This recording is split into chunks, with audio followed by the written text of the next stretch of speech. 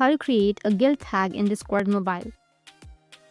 So if you want to create a guild tag in Discord Mobile, then what you need to do is first, you just need to simply open up your Discord application.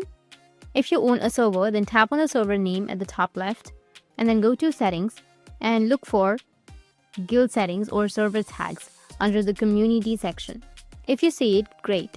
You're in the experimental program and can set a tag there. But most people won't have this option. So let's move to the next step. If you don't have guild settings, join a server that already has tags. Check Guild Archive.